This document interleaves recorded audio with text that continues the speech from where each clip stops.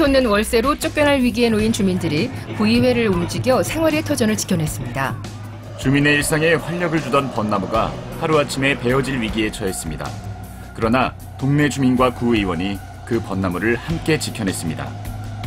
지방자치의 선진국인 독일과 일본의 동네 정치의 현장을 취재했습니다. 지금 시작합니다.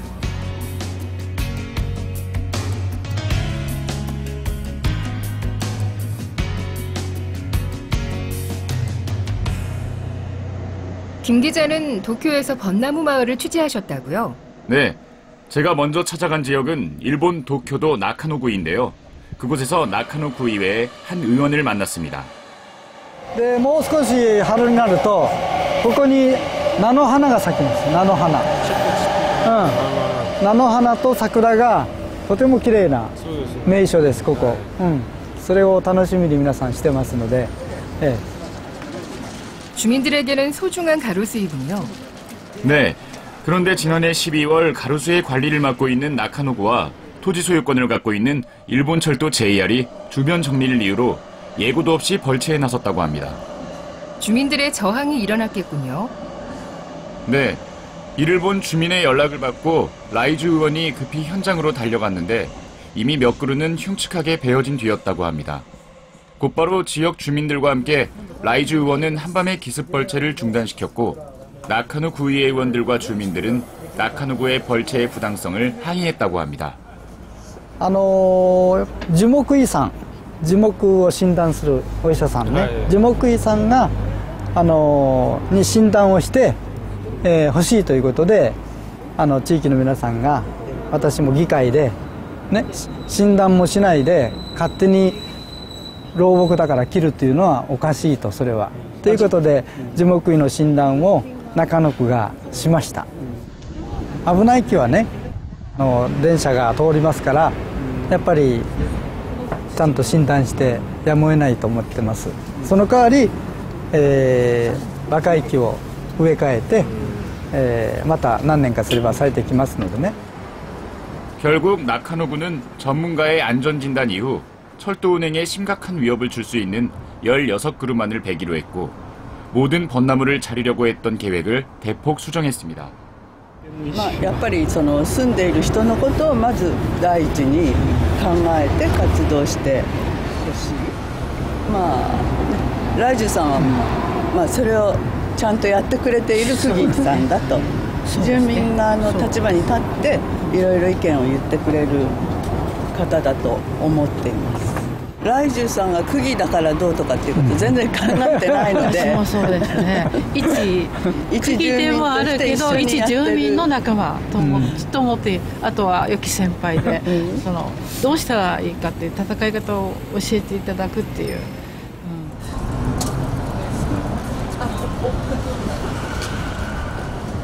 지역 주민과 지방의회 그리고 지방정부가 지역 이슈를 함께 해결한 주민자치의 좋은 사례이군요. 네, 일본 지방자치 발전의 핵심은 주민 참여와 자치 역량의 강화에 있다고 전문가들은 입을 모으고 있는데요. 일본의 지방의회에서 동네 정치 활성화에 가장 적극적으로 나서는 정당이 일본 공산당이라고 합니다. 今の安倍政権の下で社会保障がどんどん削られる生活保護の基準はまたも削られました。今政治がこうやって私たちの命や生活を脅かしています。 그렇군요. 일본 공산당은 역사적으로나 현재 북한과의 관계 등으로 일본 국민에게 지지를 못 받고 있는 것으로 알았는데요. 현재 일본 공산당은 전체 광역의원 중 5.7%, 전체 기초의원 중 8.6%를 차지하고 있는데요. 이 당이 유권자의 신뢰를 받는 이유는 1980년대 후반부터 사회주의 혁명 노선을 벌이고 바로 이러한 정책에 집중했기 때문이라고 합니다. 選いただきました。あるいは生活の上で、例えば保険料が上がっちゃった、税金が上がっちゃったとか、あるいは年金がこういう形で下がっちゃったとか、さまざまなそういう意味では相談はいただきます。もちろんその相談の中身っていうのは必ずしもその中野区というこの一番のね、この行政のところだけでの解決にはならないことも多々あるんですけども、しかしながらそういうのは話としては聞いて、あるいは場合によってはその弁護士さんや、あるいはその社会保険労務士さんとか税理士さんとか、そういう方々と一緒に解決をしていくっていう、そういった活動は、これは常にいつと言わず、そういう相談があれば私たちはそういう場所に行くなり、あるいは来ていただくなりしながら、そういうことを行っているのがありますね。바로 생활 밀착형 풀뿌리 정치가 이 당의 새로운 부활의 기반이 된 것입니다. 増やしていくしかないんだなっていうのはあるんですが、少数政党が共感できる人たちを増やしていくっていうのがやはりね、選挙で大きくしていくしかないもんですから、選挙で世の中変えるしかないもんですから。 적극적인 주민 참여와 일상에 도움을 주는 소수 정당의 동네 정치가 돋보이는군요. 한국은 광역의회와 기초의회 대부분을 거대 정당이 차지하고 있지만 일본 동네 정치의 특징은 소수 정당의 진출이 활발하고, 이러한 구조가 일본의 동네 정치를 지역주의 정치가 아니라 지역을 위한 정치를 만드는 데 일조하고 있습니다.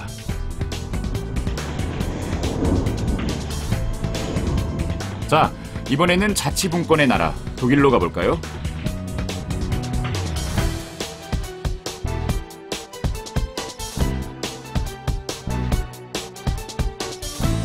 독일의 동네 정치에 대해 말씀드리기 전에 먼저 간략하게나마 독일 지방분권 시스템을 보여드리겠습니다. 독일은 16개의 주 란트로 구성된 연방국가이고요. 각 주는 주의회, 주정부, 그리고 주법원을 가지고 있습니다. 각각의 주들은 국가에 준하는 지위와 권한을 가지고 있습니다. 그리고 각 주들의 지방자치단체는 인구에 따라 독립시, 크라이스, 게마인대로 구성되어 있는데요. 여기서 독특한 것은 독일 지방자치의 가장 아래 단위인 게마인대가 상당한 자치권을 행사한다는 것입니다. 우리나라로 치면 읍면동에 해당하는 게마인대에서도 의원을 선출하고 선출된 의원들 가운데서 마을의 행정의 장을 선출한다는 것입니다. 그렇군요. 요즘 우리나라의 개헌에 대한 이슈에서 지방분권에 대한 의견이 첨예한데요. 독일 취재 기대합니다. 독일 통일 후 유럽의 문화와 예술의 중심으로 다시 떠오른 베를린. 취재진이 베를린시 크로이츠베르크 베치르크의 한 지하철역을 나오자 시야에 들어온 첫 모습은 낡은 임대 아파트들이었습니다. 크로이츠베르크라 불리는 이 지역은 싼 임대료 덕분에 젊은 예술가와 이주민이 모여들어 물티쿨티라는 다문화 지역으로 유명한데요. 7년 전부터 이 지역의 월세가 급격히 올라서 세입자 주민들이 쫓겨나는 젠트리피케이션 현상이 나타나기 시작했습니다. 한국도 젠트리피케이션이나 재개발, 재건축으로 원주민들이 몸살을 앓고 있는데요. 이 지역의 월세가 어느 정도 오른 건가요? 2005년에만 해도 베를린시의 평균 월세는 1제곱미터당 5.5유로였습니다. 그런데 현재는 크로이츠베르크의 임대주택 월세는 11유로로 2배나 뛰었다고 합니다. 50제곱미터 크기의 집을 기준으로 계산하면 매달 관리비를 제외한 월세만 550유로, 약 72만 원을 내야 한다는 얘기입니다. 2011년 이 지역 170가구를 조사했는데요. 60%가 넘는 주민이 한 달 총 소득의 절반을 월세로 내고 있었습니다. 독일에서는 적절한 월세 수준을 가구 소득의 30%로 보고 있습니다. 총 소득의 절반이라 과한 지출이네요. 네, 그래서 주민들은 2011년 코티운트코라는 세입자 단체를 결성하고 마침내 광장에 모이기 시작했습니다.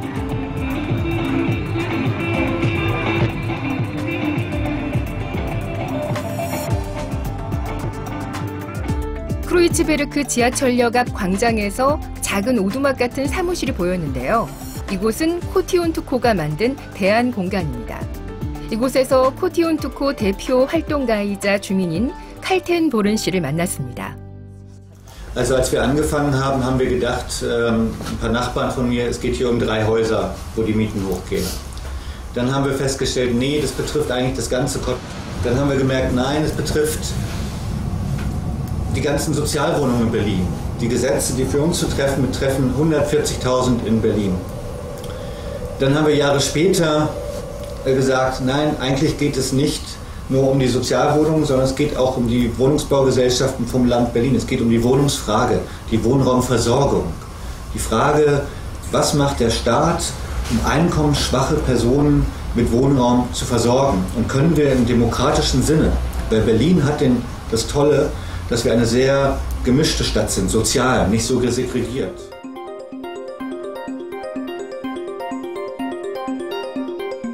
코티온투코를 중심으로 주민들은 30번 이상의 집회와 함께 2012년에는 전문가를 초대해 컨퍼런스를 개최하고 정책을 바꿀 방안을 제시했습니다. 문화예술단체와 학교 그리고 시민단체와의 공동투쟁도 적극 펼쳤습니다.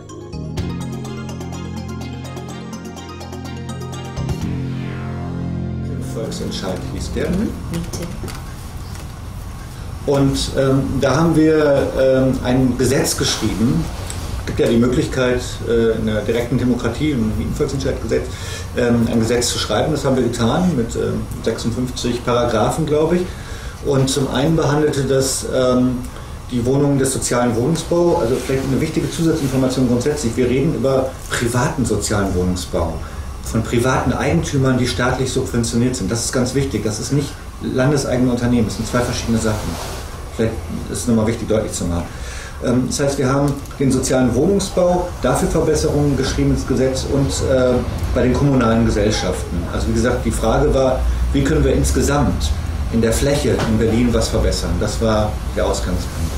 Und bei den kommunalen Gesellschaften, soll ich sagen, was dabei rausgekommen ist? Ja, oder? Ja, gerne. Also ganz kurz. Das ist vielleicht eine gute Zahl. In der ersten Phase muss man eigentlich 20.000 Unterschriften in 6 Monaten sammeln. Wir haben 50.000 in 6 Wochen gesammelt. Ja, das ist vielleicht eine sehr plakative Zahl, die deutlich macht, wie breit die Unterstützung war. Das war auch der Moment, wo die Politik gesagt hat, okay, jetzt kommen wir zu euch. Also wir haben das vielleicht eine kleine Seitengeschichte. Früher sind wir immer ins Parlament gefahren oder in die Senatsverwaltung, das machen wir heute auch noch, aber wir bestehen heute darauf auch, dass sie hier hinkommen. Also in diesem Häuschen waren alle 4 Staatssekretäre der letzten 7 Jahre waren hier vor Ort und alle Parteien, bis auf die neoliberalen oder rechtsradikalen Parteien nicht, aber sonst waren alle schon hier. 주민들의 적극적인 참여와 연대가 주정부의 입법으로까지 연결됐군요. 네, 이 과정에서 관심 있게 지켜봐야 할 대목은 바로 지역 주민과 한국의 구의회격인 베치르크와의 관계입니다. 베를린에는 모두 12개의 베치르크가 있는데요. 코티온투코가 있는 크로이츠베르크 베치르크의 제1당은 20석의 녹색당이었습니다. 그 뒤로 좌파당 12석, 사회민주당 10석, 기독교민주연합 4석 등인데요. 다행히 녹색당과 좌파당은 젠트리피케이션 문제 해결을 위해 가장 활발히 활동하는 당이었습니다. 연방의회 차원에서는 소수인 2 정당이 이 지역 베치르크에서는 가장 많은 의석을 차지하고 있습니다. 물론 이것은 젠트리피케이션 문제를 해결해달라는 주민들의 요구가 선거로 반영된 결과였습니다. Der Bezirk hat seit vielen Jahren, auch auf grüner Initiative beruhend, eine Mieterberatung aufgebaut, die kostenlos für alle zur Verfügung steht. Das ist oft der erste Anlaufpunkt, dass betroffene Personen sich da hinwenden und um Hilfe und Unterstützung bitten. Außerdem sind wir als Grüne, aber auch das Bezirksamt immer ansprechbar. Und wir arbeiten natürlich auch eng mit den Initiativen wie Cotti und Co. zusammen und versuchen natürlich an den Stellen, wo es geht, auch zu unterstützen und entsprechende Schritte dann auch einzuleiten. Zum Beispiel, wenn es um das Vorkaufsrecht geht oder aber auch bei Sanierungsankündigungen. All dort wird versucht, mit den Mietern zusammen Wege zu finden, damit sie in ihren Wohnungen leben bleiben können und nicht umziehen müssen. Das gelingt mal, das gelingt manchmal auch nicht. Aber die Kommunikation ist eigentlich immer sehr direkt, weil das ein Vorteil ist, auch auf Bezirksebene. Die Wege sind sehr kurz. Die Personen sind bei uns in der Grünen Partei, aber auch im Bezirksamt alle sehr schnell ansprechbar und auch alle sehr engagiert zu unterstützen und zu helfen. Und wir kriegen auch viele Rückmeldungen von Initiativen, die uns auch darauf hinweisen, wo gerade quasi akuter Handlungsbedarf ist. 한국과 달리 독일은 가장 작은 풀뿌리 정치단위인 기초지자체까지 내각제로 운영되고 있죠. 네, 대도시에 있는 베치르크 단위만 아니라 크라이스와 게마인데에서도 다수당 의원 가운데 한 명이 행정의 수장을 맡고 의원들 중에서 교육이나 건설 등의 분야별 장을 뽑는 시스템입니다. 그 결과 동네 주민의 의사가 반영된 행정이 제대로 실현될 수 있는 것이죠. Es gibt die persönliche Ansprache, es gibt natürlich auch die Möglichkeit von Eingaben oder Petitionen, ja, oder eben, dass Bürger vor jedem Kreistag auch die Möglichkeit haben einer Einwohnersprechstunde. Da dürfen Fragen gestellt werden, also wäre gut, wenn die Fragen auch vorher eingereicht werden, aber das passiert eher wenig. Also die Bürger, die besondere Anliegen haben und zu den Abgeordneten sprechen wollen, die kommen dann hierher und stellen ihre Forderungen, ihre Anfragen direkt in der Einwohnerfragestunde des Kreistages. Also rein rechtlich betrachtet sind die Landkreise natürlich Teil des Landes. Aber wir haben in Deutschland eine sehr stark ausgeprägte kommunale Selbstverwaltung. Das heißt, es gilt der Grundsatz, dass die örtlichen Angelegenheiten auch von den Gemeinden und den Landkreisen entschieden werden. Wir wollen, dass möglichst viel direkt vor Ort bei dem Bürger entschieden wird und möglichst wenig auf einer höheren zentralen Ebene. 의회와 행정이 결합된 지방자치단체가 주민들과 함께 문제를 개선하는 주체가 되고 있습니다. 2012년 코티운투코가 지하철역 앞에 불법 건물인 오두막을 지었을 때 프란츠 슐츠 베치르크장은 오두막을 철거할지 묻는 경찰에 양해를 구하고 코티운투코에 힘을 실어줬다고 합니다. 2013년 퇴임 후에 그는 현재 코티운투코에서 함께 활동하고 있는데요. 독일 시민사회와 정당이 지방정부와 단단히 한 몸으로 결합되어 있는 것입니다. 주민들의 다양한 요구를 대변하는 정당들이 연방의회나 지방의회에 진입할 수 있는 것은 역시 독일의 선거제도 때문이겠죠? 네, 연동형 비례대표제의 힘입니다. 한국과 비슷하게 유권자는 자신에게 주어진 2표 중 1표는 자신의 지역구 출마자에게, 다른 한 표는 지지하는 정당에 투표하는데요. 차이점은 의석 배분에서 극명하게 나타납니다. 독일은 두 선거가 연동돼 있어서 전체 의석수를 정당의 지지율에 의해 결정합니다. 예를 들어 A당과 B당의 지역구 당선자가 각각 40명, 10명이라고 해도 정당 지지율이 A당이 60%, B당이 40%라면 비례대표 당선자를 B당에 할당해서 전체 의원 수가 A당 60명, B당 40명이 되는 것입니다. Die grundsätzliche Idee ist die, dass dadurch, dass es ein Verhältniswahlrecht ist, dass auch Interessen von Menschen wahrgenommen werden, die nicht über 50% der Bevölkerung darstellen. Das heißt, wir haben das ja in anderen Ländern gesehen, zum Beispiel bei Brexit, ja, an einer ganz knappen Grenze 51% dafür, 49% dagegen, aber 49% der Menschen werden auf einmal nicht mehr repräsentiert. Das Verhältniswahlrecht versucht, dieses Problem zu lösen, dadurch, dass im Verhältnis zu den Interessen auch die Repräsentation im Bundestag oder auch im Bundesrat passiert. Man muss dazu sagen, das deutsche System ist aber ja nicht nur ein Verhältniswahlrecht, sondern es gibt auch noch die Erststimme, wo durchaus ein direkter Bezug zu einem Abgeordneten oder einer Abgeordneten hergestellt wird. Das heißt, es ist ein bisschen ein Mischsystem, das macht es dann auch in der Praxis ein wenig komplizierter. Aber die Idee ist eigentlich, dass man versucht, auch Interesse von Minderheiten, auch Interessen von den Menschen, die jetzt nicht in der Mehrheit sind, darzustellen. 독일의 연동형 비례대표제는 이렇게 다양한 유권자들의 목소리를 대변할 수 있는 소수 정당이 의회에 진입하는 문턱을 낮추는 길을 열고 있습니다. 하지만 자칫 의회에 진입한 많은 당들이 첨예하게 대치함으로써 의사결정에 차질이 생기지 않을까요? 여러 정당을 통해 표출되는 다양한 의견은 독일식 연정으로 현실에서 실현 가능한 정책으로 다듬어지고 있습니다. Folgt eigentlich relativ direkt aus dem Wahlsystem, weil natürlich viele verschiedene Parteien entstehen. Und das heißt, dass es sehr unwahrscheinlich ist, dass eine Partei mehr als 50% der Stimmen bekommt. Und man muss am Ende ja trotzdem mehr als 50% der Stimmen haben, um eine Regierung bilden zu können. Bis jetzt war das jedenfalls immer so. Das heißt, es muss mindestens 2 Parteien, traditionell waren es 2, jetzt manchmal auf der Landesebene zumindest auch 3 Parteien geben, die miteinander in die Koalition gehen. Das heißt, die setzen sich zusammen und sagen, wir bilden jetzt eine Regierung. Und das führt dazu, dass aber beide Interessen beider Parteien vertreten werden. 이 정당들 간에 이제 연정 협상에 들어가게 되면 각 당마다 주요한 정책들을 다 테이블에 내놓고 협상을 합니다. 예를 들면 이번에 삼인당과 기민당의 대연정 협상에서 중요한 이슈가 됐던 게 사회복지 정책이었거든요. 기민당은 예산의 압박 때문에 요양 인력을 여기서 더 늘리기는 어렵다라고 하면 삼인당은 복지 쪽에 더 많이 투자해야 되기 때문에 뭐 해야 된다. 그런 걸 거쳐서 결국 요양 분야의 인력을 뭐 8,000명 늘리기로 했다. 이게 연정 협상의 결과로 공표가 됩니다, 국민들한테.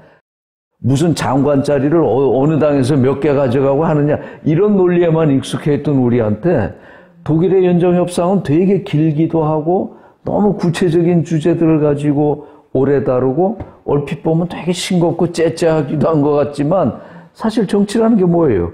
그 정책을 갖고 각 그 국민들마다 지지하는 정당이 다른 건 국민들 안에서 그 정책을 놓고 의견이 갈라져 있잖아요.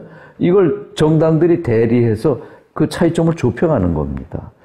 그래서 독일에서 연정을 구성하기 위한 이런 연정 협상을 쭉 지켜보면 타협과 양보와 설득과 이런 그 독일의 정치 문화가 거기 다 들어가 있죠.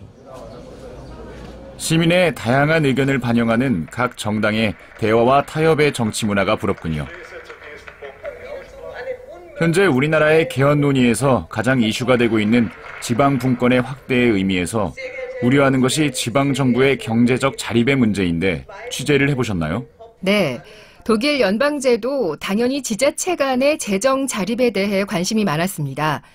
주별 다양성은 인정하되 경제 격차를 합리적으로 줄이는 독일의 지방재정 조정제도, 한국의 지방분권 논의에서 중요하게 다뤄야 할 제도입니다.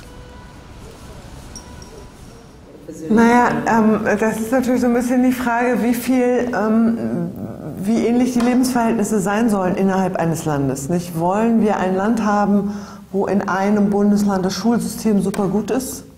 Schule ist ja so irgendwie auch wichtig, nicht weil es Kindern Chancen gibt oder eben nicht, je nachdem, was für eine Schule sie durchlaufen haben. Wollen wir ein Bundesland, eine Bundesrepublik haben, wo in dem einen Bundesland die Schulen alle viel besser sind als in dem anderen? Das heißt, dass ein Kind, bloß weil es eben in einem Bundesland aufwächst, gar nicht die Chancen bekommt in seinem Leben. Wollen wir so ein Land haben? Und wir haben eben beschlossen, nein, das wollen wir nicht. Und deshalb funktioniert es nur so, dass wir uns einen Ausgleich zahlen. Denn es gibt ja strukturelle unterschiedliche Situationen. Zum Beispiel hat Bayern nach dem Zweiten Weltkrieg sehr, sehr viel Zuwendungen von anderen Bundesländern bekommen. Und Bayern hat das auch geschickt angestellt wirtschaftlich. Bayern gehört jetzt zu den sogenannten Geberländern, die abgeben an andere. Aber Bayern ist in diese Position auch gekommen, weil es mal sehr stark unterstützt wurde. natürlich für den Zusammenhalt. Das ist so ein bisschen wie die Kohäsionspolitik in der EU. Nicht? Da ist ja letztendlich das Volk dem gleichen Gedanken.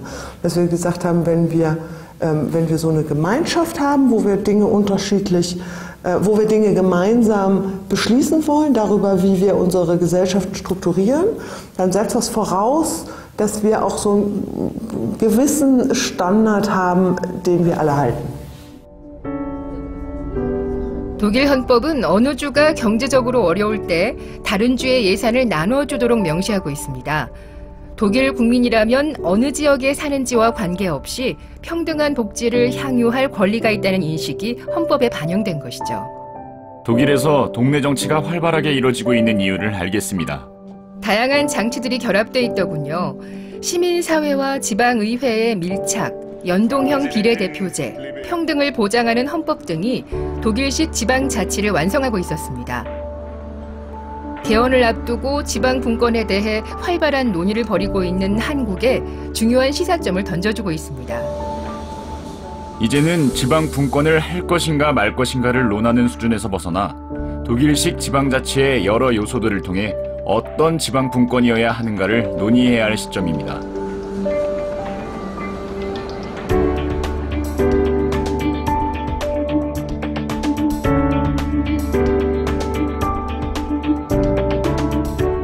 끝으로 제가 간단히 소개할 일본 취재 내용은 바로 도쿄 생활자 네트워크입니다.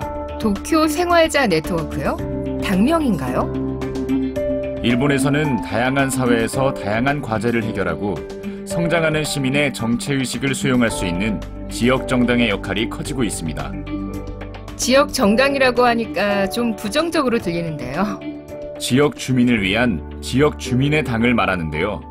현재는 도쿄 생활자 네트워크를 비롯해 가나가와현의 가나가와 네트워크, 지바현의 시민 네트워크 지바, 요코하마시의 요코하마 네트워크 등이 일본의 대표적인 지역 정당입니다. 都議会でいろんな政策が決められていくわけですけど、都のその政策の中の今回はエネルギー政策ですよね。そのエネルギー政策について市民側からのいろんな提案をやろうということで、行政と市民の協議会というのを作って、一緒にそこでいろんな政策をですね、まな板の上に乗せて。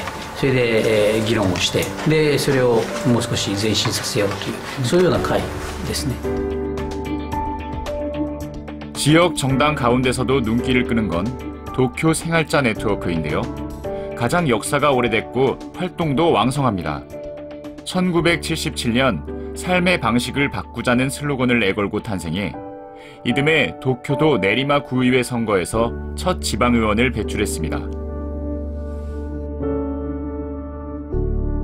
私で3代目なんですけれども、都議会に一番最初に出たのが、3代目なのずいぶん前なんですけど、その時には食の安全の話だとか、あるいは子どもの安全の話だとか、子どもの教育のことだとかいう質問をね、都議会の中でしても、それはもう台所のことは議会に持ち込むなとかっていうようなヤジが飛んだぐらい、やっぱり男性の話題、男性社会だったっていうことがあって、やっぱり身近な子育てや介護の問題だとか環境の問題とか、そういった担うことが多かった生活の現場の声をしっかりと議会に届けないと政策が変わらないというところで始まっていって、そういう意識が高まってきてるというのはあると思います。そうですね、やっぱり福祉だとか教育だとかということ、あと環境面ですかね。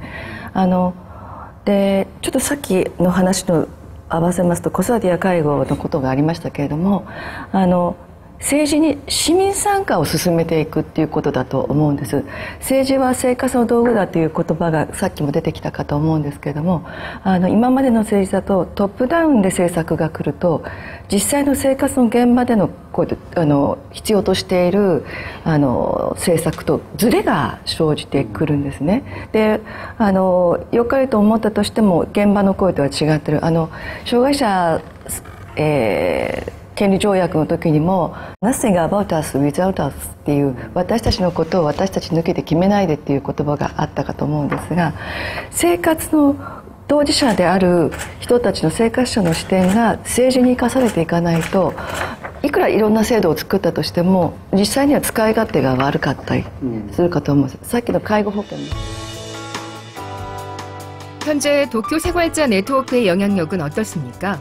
현재는 도쿄에 분회 32개가 있고 회원 7만여 명 가운데 55명이 지방의원으로 선출돼 활동하고 있습니다. 도쿄도 지방의회 의원이 5%가 채 안 되지만 7만여 명이 넘는 회원과 의원 출신 간부들의 정치 참여가 활발해 영향력이 막강합니다. 日本では多様な社会における多様な課題を解決し、ますます成長している市民の政治意識を受け入れられる地域政党の役割が大きくなっている。 지역 주민의 요구를 지방정부의 정책으로 바꿔나가는 도쿄 생활자 네트워크의 힘은 독특한 조직 구조에서 나오는데요. 도쿄 생활자 네트워크는 주민을 정치인으로 만드는, 이를테면 생활 정치인을 양성하는 게 목적이라고 합니다. 바로 그 생활을 바꾸는 사람이 생활자고 생활자가 정치인이 되어야 되기 때문에 생활자가 활동하는 네트워크를 만들어야 된다는 게 핵심입니다. 이 사람들 선거를 4년 동안 해요. 그러니까 선거 과정 자체를 생활 정치에 참여하는 중요한 기회로 보는 거죠. 그렇게 해서 정치는 프로페셔널리즘과 아마추어리즘이 결합해야 생활 정치가 가능하다라고 보는 게 굉장히 중요한 핵심입니다. 그래서 사실은 몇 퍼센트가 당선되느냐, 의원이 얼마큼 나왔느냐, 정책이 얼마큼 실현됐느냐보다 주민들이 일상적인 정치를 어떻게 만들어가느냐가 굉장히 중요한 모토였고 핵심입니다. 文献が進めれば地域で決められることが増えてきますので、やっぱり地方議会が活性化していくっていうことになると思うんですね。で、今までは中央集権型でみんななんていうんですかね、陳情して予算をこう持ってきてくださいって陳情団体みたいないろんな圧力かけて中央政府を動かした部分があると思うんですけども、でもそれが文献でやっぱり地方でお金も稼ぐけれどもその使い道も決められるとなると、やっぱりそこは活性化してくるんではないかなっていうふうに思いますけど。 여전히 지방의회가 지방정부를 제대로 견제하지 못하고 여의도 중앙정치에 좌우되는 한국의 상황에서 일본의 지역 정당은 의미가 크네요. 흔히 정당을 정견을 같이 하는 사람들이 정치 권력 획득을 목표로 결합한 정치 결사체라고 하는데요. 일본에서는 최근 지역 주민의 생활 문제를 지역 내에서 정치적으로 풀어야 한다는 공감 속에 지역 정당이 대한 정치로 자리 잡아가고 있습니다. 우리나라에서도 이런 지역 정당의 시도가 있었으면 하네요. 사람들은 서울만 바라보지 않고 자기 동네로 바라보게 되면은 정말 또 민주주의 발전에 있어서 큰 도움이 되는 것 같아요. 왜냐하면 시민들은 스스로도 내가 우리 동네 그 의원을 뽑고 그 의원을 통해서 정말 뭔가를 우리 동네에 달라질 수 있겠다 하는 그런 생각.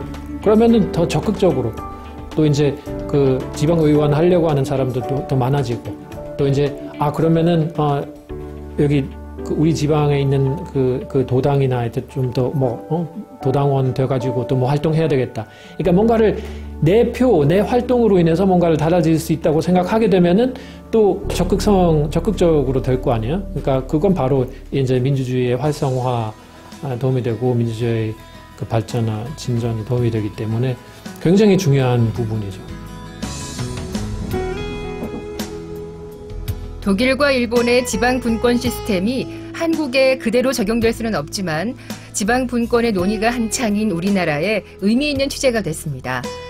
끝으로 독일에서 만난 한 정치인의 말을 전하고 마치겠습니다. 민주주의 국가에서는 몽테스키 외의 입법, 사법, 행정의 3권 분립이 연방, 주, 기초지자체 단계까지 확장됨으로써 권력의 분할이 되어야 한다. 권력의 분산은 자기를 위해 타인을 쉽게 배제할 수 없도록 하기 때문이다.